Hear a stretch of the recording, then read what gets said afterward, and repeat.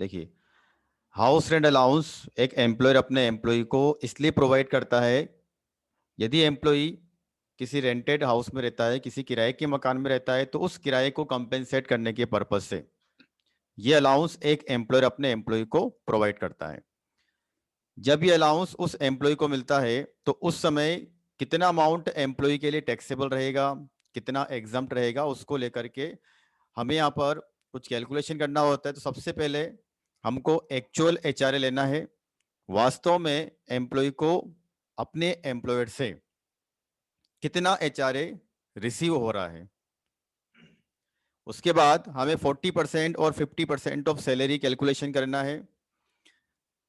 यदि ये allowance metro city के अंदर एम्प्लॉय को मिलता है तो हमें 50% ऑफ सैलरी सेकेंड नंबर के पॉइंट में लेना है, और अदर सिटी में ये अलाउंस अगर उसको मिलता है तो 40% ऑफ सैलरी हमको कैलकुलेशन में लेना है। थर्ड नंबर का जो पॉइंट है, जो कैलकुलेशन है, उसमें हमको rent paid minus 10% of salary, rent paid minus 10% of salary, employ के द्वारा कितना किराया पे किया गया, कितने रेंट का पेमेंट किया गया, उसमें से हमको एम्प्लॉय की सैलरी के 10% को माइनस करना है। कैलकुलेशन करने के बाद जो तीन अमाउंट हमारे सामने आते हैं, उन तीनों में कंपैरिजन करना है। जो लेसर अमाउंट होगा, जो सबसे कम अमाउंट होगा, वो अमाउंट एम्प्लॉय के लिए एग्जम्प्ट माना जाएगा, कर मुक्त माना जाएगा, और जो बचा हुआ अमाउंट है, जितना उसको मिला है, उसमें से एग्जम्प्ट अमाउंट को माइनस किया जाएगा और रिमेनिंग अमाउंट एम्प्लॉय के लिए टैक्सेबल माना जाएगा। ठीक है, चलिए अब हाउस रेंट अलाउंस की जब हम कैलकुलेशन करते हैं तो हमें सैलरी का 40%, 50%, 10% करना होगा। तो सैलरी में कौन कौन से कंपोनेंट हमको शामिल करने हैं? तो सैलरी में basic salary plus DNS allowance plus commission on sale based on percentage. ठीक है, बेसिक सैलरी प्लस डीए। अब डीए मतलब डीएनएस अलाउंस, महंगाई भत्ता। डीएनएस अलाउंस यदि सेवा शर्तों के अनुसार होता है, as per terms of employment, तो हमें यहां पर वो सैलरी की कैलकुलेशन में एचआरए के पर्पज से शामिल करना है। इसी प्रकार यदि एम्प्लॉय को जो कमीशन मिलता है, यदि उसका अमाउंट फिक्स है, तो फिर हमें उसको यहां पर सैलरी में एचआरए के पर्पज से सैलरी में उसको शामिल नहीं करना है। लेकिन जो कमीशन उसको मिल रहा है वो परसेंटेज बेसिस के ऊपर है। जो भी उसने सेल किया है एम्प्लॉय ने, उसके ऊपर सर्टेन परसेंटेज, 1%, 2% जो भी दिया हुआ है, अगर इस फॉर्म में उसको कमीशन मिलता है तो उसे हम एचआरए की कैलकुलेशन में सैलरी में शामिल करने वाले हैं। आगे हमको ये भी ध्यान रखना है कि जो सैलरी का हम यहाँ पर कैलकुलेशन कर रहे हैं वो ड्यू बेसिस पर होता। ड्यू बेसिस का मतलब ये होता है जितने समय के लिए उसको ये एचआरए मिला है,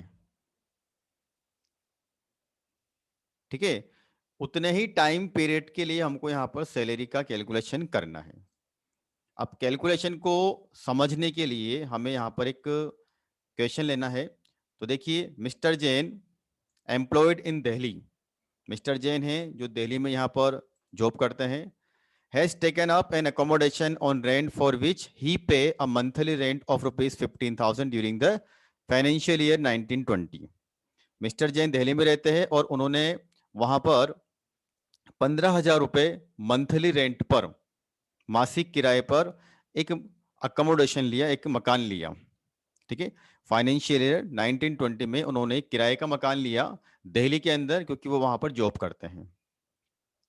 ही receive a basic salary of ₹25,000 per month. उनको अपने एम्प्लॉयर से दिल्ली में 25,000 रुपए मंथली बेसिक सैलरी रिसीव होती है। इसी के साथ उनको अपने एम्प्लॉयर से, अपने नियोक्ता से 2,000 रुपए का डीए भी प्राप्त होता है पर मंथ। ये जो डीए है ये भी कैसा है? पर मंथ है। अब क्वेश्चन के अंदर ही यहां पर ही दिया हुआ है कि ये जो डीए इनको मिल रहा है, डीएनएस अलाउंस, ये as per terms of employment है, मतलब सेवा शर्तों के अनुसार है। देखिए, DA of ₹2,000 which forms a part of the salary, ये सेवा शर्तों के अनुसार माना जाएगा। ये आपको ध्यान रखना सभी को। डीए एचआरए की कैलकुलेशन में सैलरी में तभी काउंट किया जाएगा जब वो as per terms of employment होता है, सेवा शर्तों के अनुसार होता है। ठीक है। He also receive HRA of ₹1 lakh from his employer during the year. उन्होंने अपने नियोक्ता से, अपने एम्प्लॉयर से फाइनेंशियल ईयर 1920 में 1 लाख रुपए का एचआरए प्राप्त किया। ठीक है।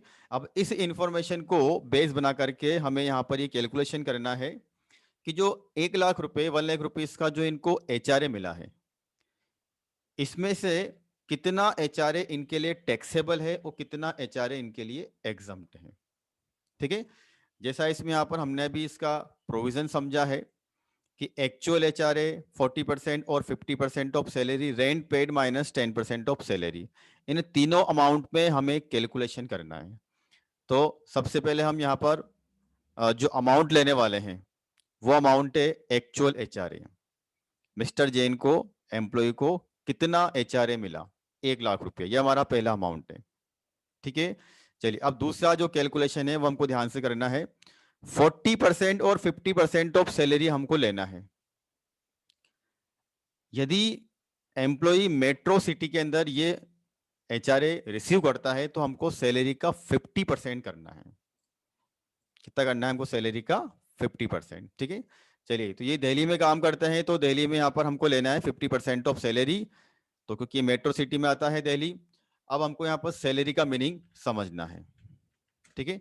चलिए, सैलरी में हमें क्या क्या लेना है? Basic salary plus DA. अब डीए कौन सा लेना है आपको? यहाँ पर हमें यहाँ पर डीए लेना है as per terms of employment. तो जैसा हमको क्वेश्चन में यहाँ पर इंफॉर्मेशन दे रखी है, बेसिक सैलरी, तो बेसिक सैलरी इनकी है 25,000 पर मंथ। ठीक है। क्योंकि इनको ये एचआरए पूरे साल भर का मिला है, इसलिए हम यहाँ पर सैलरी की कैलकुलेशन भी पूरे ईयर की करने वाले हैं। तो 25,000 इंटू 12, ये होती है हमारी बेसिक सैलरी। ठीक है। डीए, डीए हमको तभी लेना है जब वो DA as per terms of employment होता है, मतलब सेवा शर्तों के अनुसार। और ये इंफॉर्मेशन हमें क्वेश्चन में गिवन होती है। तो 2,000 रुपये का उनको डीए मिलता है। तो इस प्रकार से उनकी जो सैलरी यहाँ पर आती है 25,000 इंटू 12 प्लस 2,000 इंटू 12, टोटल जो सैलरी उनकी यहाँ पर आती है, जब हम इसको मल्टीप्लाई करते हैं तो बेसिक सैलरी तो इनकी रहेगी ₹3 लाख। ध्यान रखिएगा, ये जो हम कैलकुलेशन यहाँ पे कर रहे हैं, ये कैलकुलेशन एचआरए के लिए किया जा रहा है। ठीक है। एचआरए के लिए 3 लाख रुपए की इनकी बेसिक सैलरी है, 24,000 का इनका डीए है। तो जो टोटल सैलरी, चूंकि यहाँ पर कमीशन को लेकर के हमारे पास कोई इंफॉर्मेशन नहीं है, इसलिए टोटल सैलरी किस पर्पस से, देखिए हम यहाँ पर जो सैलरी काउंट कर रहे हैं ये एचआरए की कैलकुलेशन के लिए कर रहे हैं। तो 3,24,000 रुपये हमारी यहाँ पर आती है सैलरी। ठीक है। 3,24,000 की सैलरी हमने यहाँ पर काउंट कर ली। अब हमको जो तीन अमाउंट जिसमें हमें कंपैरिजन करना है, तो एक्चुअल एचआरए तो हमको दिया हुआ है 1 लाख रुपए, जो फर्स्ट पॉइंट है वो हमको दिया हुआ है ₹1 लाख। ठीक है। सेकेंड अमाउंट जो है, जो होता है 50% ऑफ सैलरी या फिर 40% ऑफ सैलरी, चूंकि यहाँ पर ये दिल्ली में काम करते हैं इसलिए यहाँ पर लिया जाएगा 50% ऑफ सैलरी। सैलरी का हमने कैलकुलेशन किया तो 3,24,000, इसका हम 50% यहाँ पर करेंगे। ठीक है। अब वो 50% जब हम करते हैं तो वो आता है 1,62,000। ठीक है। ये हमारा सेकेंड नंबर का अमाउंट इसमें आता है, 1,62,000 रुपए। पहले हमको सैलरी का कैलकुलेशन यहाँ पे करना होगा कि एचआरए की कैलकुलेशन के लिए सैलरी का मतलब क्या होता है। उसके बाद यहाँ पर जो थर्ड नंबर का पॉइंट है वो होता है rent paid minus 10% of salary. तो मिस्टर जैन ने फाइनेंशियल ईयर 1920 में कितना रेंट का पेमेंट किया? तो उन्होंने 15,000 रुपये पर मंथ रेंट का पेमेंट किया। इसका मतलब पूरे साल भर में उन्होंने 1,80,000 रेंट का पेमेंट किया। तो इसको क्या बोलते हैं हम यहाँ पर? Rent paid minus 10% of salary. अब सैलरी कितनी है? 3,24,000, 3,24,000 रुपया। हमको इसका निकालना है 10%, जो कि आती है 32,400, 32,400। तो थर्ड नंबर का अमाउंट जो कैलकुलेशन से हमारा आता है 1,80,000 माइनस 32,400 इज इक्वल टू 1,47,600। 1,47,600 रुपया ये हमारा आता है थर्ड नंबर का अमाउंट कैलकुलेशन के द्वारा। अब हमें इन तीनों अमाउंट में कंपैरिजन करना है। 1,00,000 रुपया, 1,62, 1,47,600। इन तीनों में जो सबसे लेसर अमाउंट होगा वो अमाउंट एम्प्लॉय के लिए कर मुक्त मतलब एग्जम्प्ट माना जाएगा। तो अब हम इन तीनों में कंपैरिजन करते हैं। तो 1,01,62,000, 1,47,600, इन तीनों में सबसे छोटा अमाउंट है 1,00,000 रुपया। तो ये 1,00,000 रुपए का अमाउंट इनके लिए क्या है? एग्जम्प्ट माना जाएगा।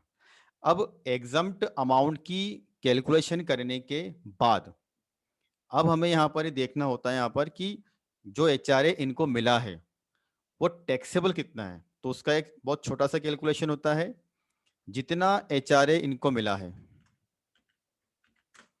ठीक है, इसमें से एग्जम्प्ट एचआरए को माइनस करना है। तो 1,00,000 रुपए का एचआरए इनको मिला था अपने एम्प्लॉयर से। कैलकुलेशन से हमने यहाँ पर जो एग्जम्प्ट अमाउंट है वो कितना मिलता है हमको? 1,00,000 रुपया। इसका मतलब इनके लिए जो टैक्सेबल अमाउंट आएगा वो कितना आएगा? 0। ठीक है, तो इस तरह से हमको यहाँ पर कैलकुलेशन करना है। तीन अमाउंट हमें यहाँ पर कंपैरिजन करना है और उसके लिए हमको यहाँ पर सबसे पहले सैलरी का मीनिंग समझना होगा अच्छे से कि सैलरी का मतलब क्या होता है एचआरए की कैलकुलेशन के लिए। Basic salary plus DA as per terms of employment, सेवा शर्तों के अनुसार, plus commission on sales percentage basis पर। ठीक है, अगर किसी क्वेश्चन में कमीशन को लेकर के या फिर डीए को लेकर के हमारे पास कोई इंफॉर्मेशन नहीं है तो फिर हम यहाँ पर सैलरी में केवल बेसिक सैलरी को ही शामिल कर सकते हैं। तो इस तरह से आप देखिए हमने यहाँ पर एग्जम्प्ट एचआरए का कैलकुलेशन किया एंड टैक्सेबल एचआरए निकले आता है 0।